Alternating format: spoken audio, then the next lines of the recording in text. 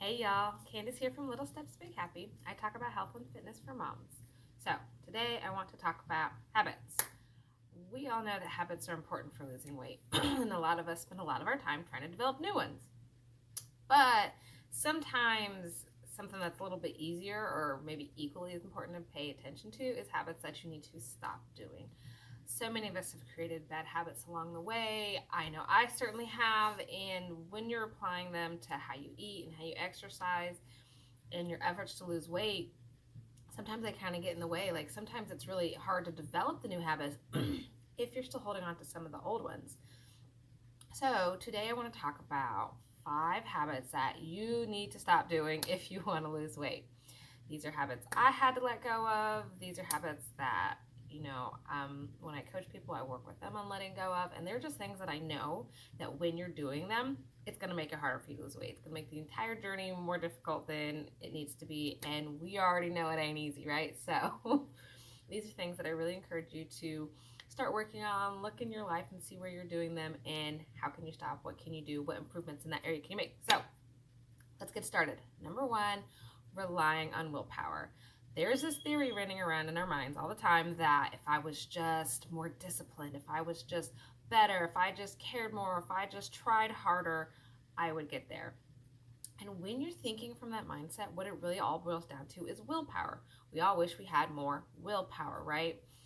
Willpower plays a part in it, but the reality is it cannot be the only thing driving you with your weight loss. We use willpower all day. When you decide to get out of bed in the morning because you're tired, that's willpower. When your kid needs something and you really just want to go hide back in the bed and you decide to get up and do it, that's willpower. Deciding to get up and take a shower, go to work, do your job, right? Clean the house, do the dishes, all of those things require willpower. All of those things. Anytime you do something you don't want to do, that's willpower. And the reality is we only have so much in a given day. So if that is the only thing working for you towards your weight loss, you're not going to get very far because you're using your willpower all day. All day you're sucking up what little willpower you have. And so by the end of the day, sometimes halfway through the day, you're done. You got none left to give towards losing weight. So what you need to do in those situations instead is you need to start putting systems in place. You need to start setting things up to make it easier to lose weight. So I'll give you a really good example. One of the things I did really early on is I stopped buying my favorite treats from the grocery store.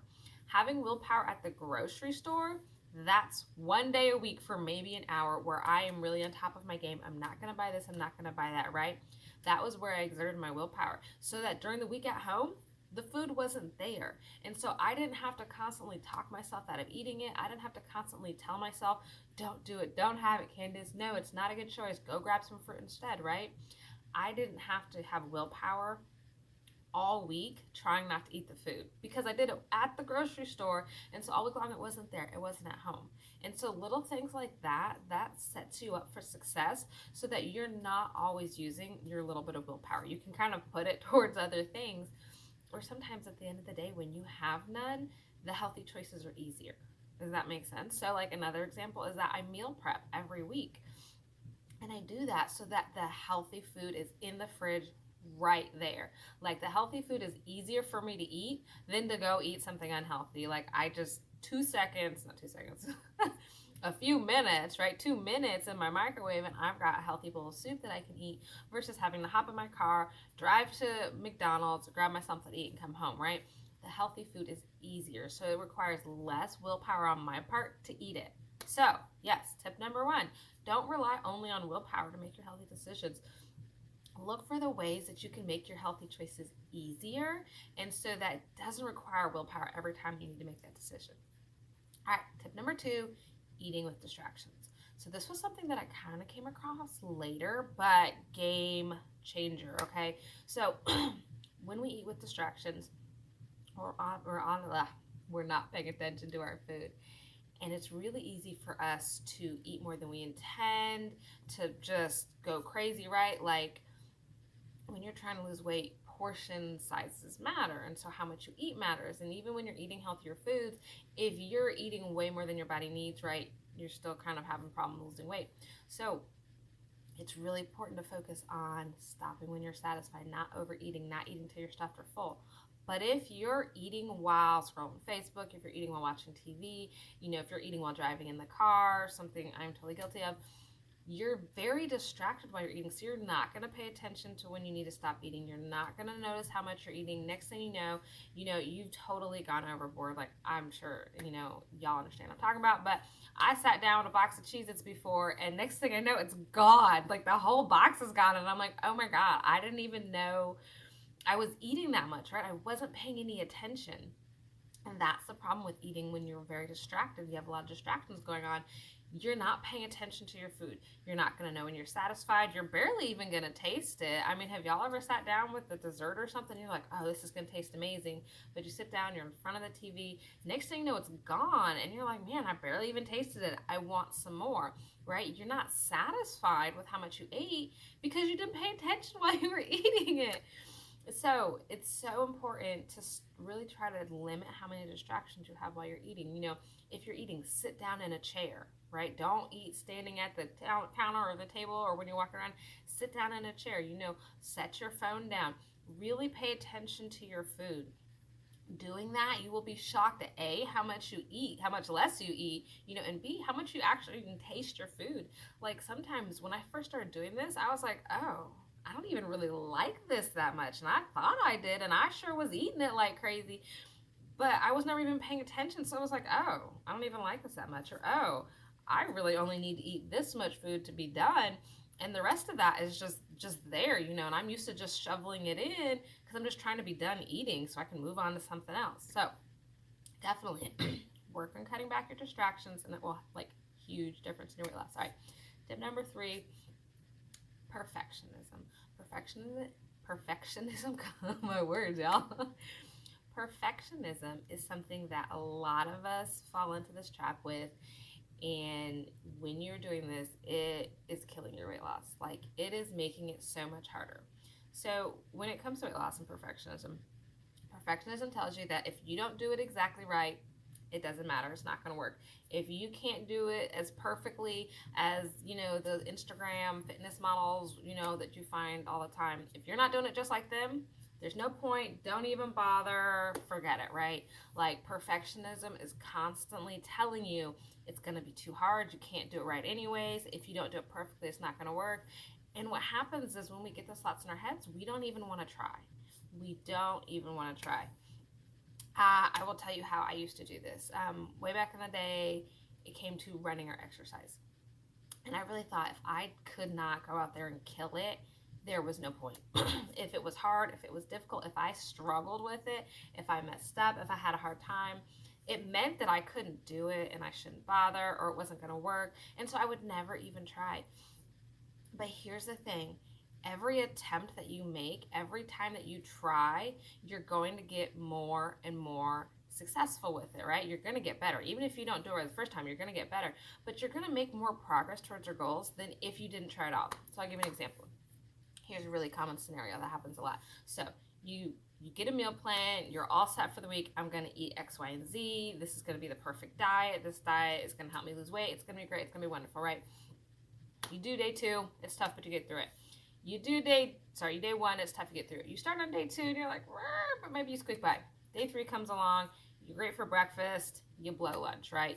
You mess up, it doesn't work out. And so what you tell yourself is, okay, well, I didn't do it perfectly. I screwed up, so forget it, scrap it, I'll try again next week, right? I'll try again Monday. There's no point now because I've already messed up and it's not going to work anyways, right? And so that's what you tell yourself. And so then the rest of the week, you just eat like crazy. You eat like it's your last meal because on Monday, you're going to start this super restrictive diet again. And this is kind of your last chance, right? So that doesn't work. Tried that many, many times. But that's the scenario that perfectionism tells you is the way to go. But here's what you could do instead, right? Here's better. So you start the same week off. Monday's great, Tuesday's tough, but you get through it. Wednesday, lunch, you blow it. But instead of saying forget it, it's ruined because it has to be perfect, you're like, okay, that didn't work. Here's why. Here's what I'm trying to do differently. What's my next best decision? And then you go and you have a healthy dinner. and you're right back on track. And then Monday comes along, and maybe you do good for breakfast and lunch, and you kind of mess up dinner, but you decide, hey, I'm going to keep going. I'm going to keep trying because, I really want to figure this out. And so then Friday, you do pretty good, and Friday's a great day, and you go well, and the next thing you do okay on the weekend. You have a mess up here and there, but you're mostly good. So when you think about the difference, think about the overall difference in those 2 different weeks. The first week you had 2 decent days, and then you ate like crap the rest of the time. And then the second option, right?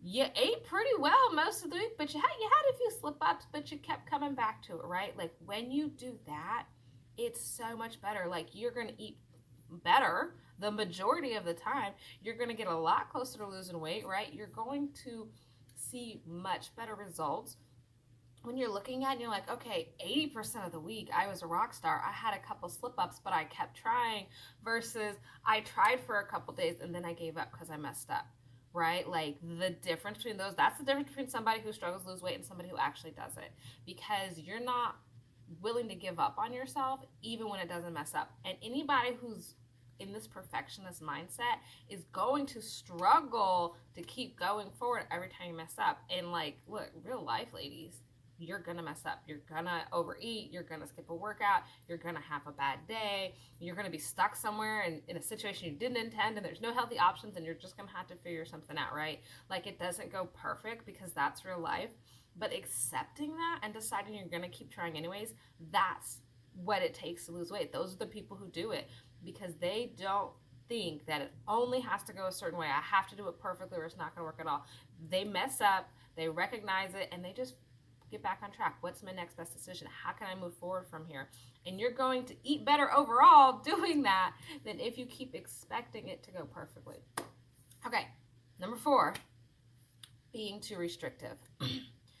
Most of us are not willing to cut out our favorite things for the rest of our lives, but we'll try diets that require us to cut out all of our favorite things. And here's the thing, whatever you do to lose weight, you're going to have to do to keep it off.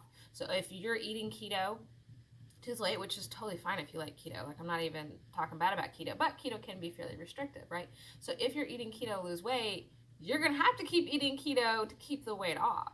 And if you don't like eating keto, or you're not willing to eat that way for the rest of your life, then it's probably not a good idea to go that route. A lot of us try these super restrictive diets because they supposedly work, and I'm not even saying they don't, but if you're not willing to maintain them for the rest of your life, you're not going to keep the weight off. You're going to lose it, and then as soon as you start introducing those old foods that you had before, you're going to either A, go crazy on them, or B, your body's going to gain weight because that's not what you did to lose weight. So you really have to have some sort of moderation with it. Like, make improvements, yes, but keep your improvements small and manageable. Keep them something that you're like, okay, I'm willing to do this from here on out, right? Like this is something that I can stick with. I can keep moving forward. I can keep building on. I feel good about this decision, not, okay, I feel kind of miserable. This is so hard, but supposedly it's going to work. That's not something that people stick with long term. If you're looking at this being like, it's so hard, I don't know, like I think I can do it, then it's probably not a good choice for you. It's probably going to be too restrictive, and odds are you're not going to stick with it. Like, don't waste your time, which none of us have much of, right? Like, as moms, life is crazy, but do not waste your time starting a diet you don't think you can stick with long term. It's just a waste of your time, and you're going to feel frustrated and defeated, and probably like judging yourself a whole lot when you fall off it, because you think this is what it takes to lose weight.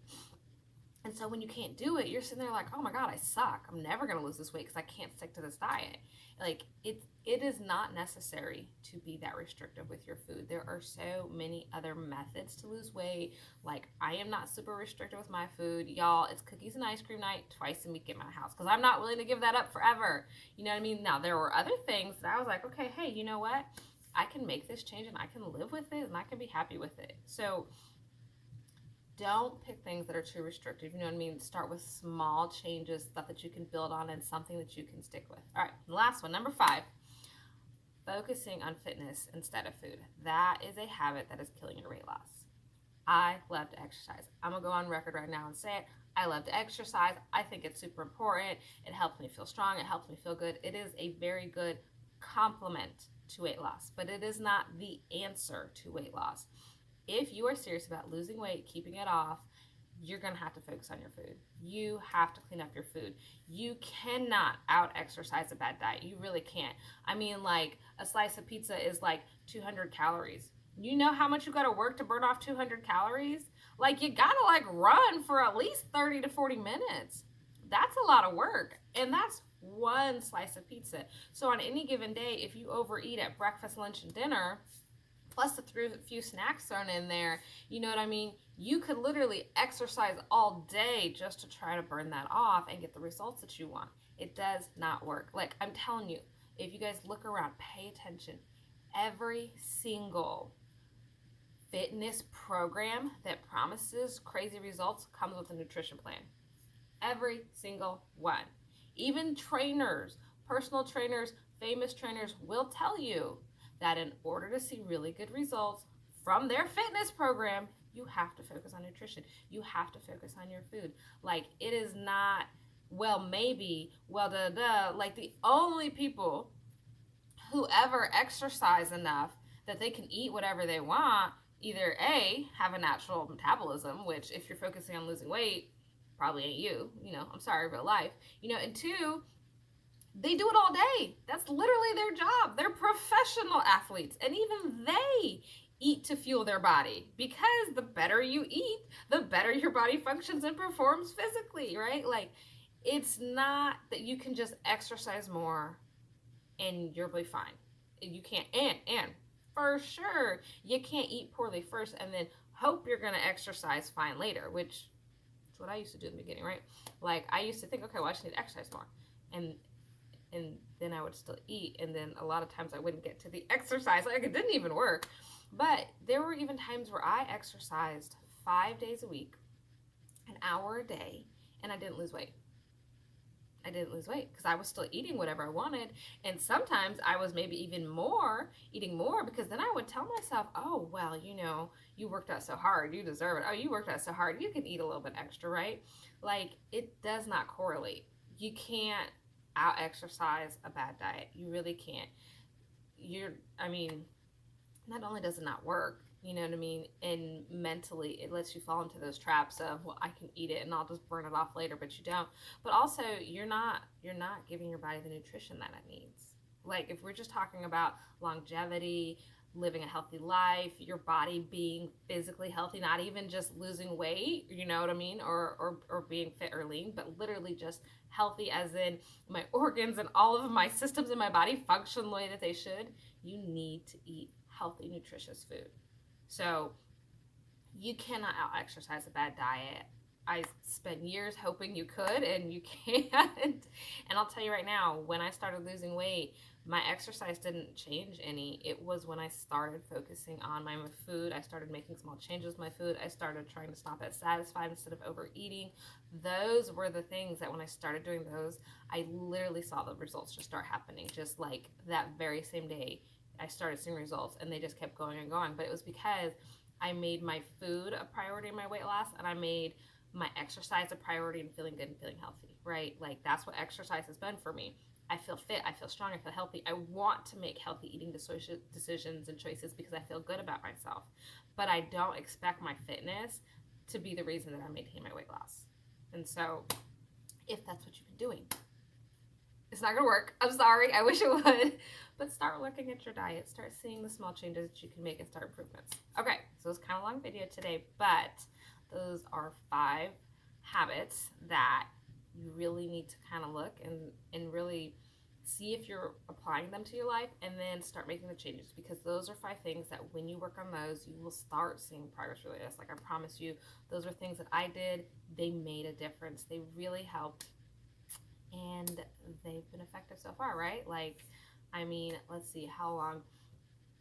I want to say I'm at 2.5 years, way off, maintaining it through a pandemic, maintaining it through a major injury. Like, these things work. I know they work. I've seen them in my life. I see them work for other people that I talk to. So definitely give them a try. All right. I hope y'all are doing well. I'll talk to you soon. Bye.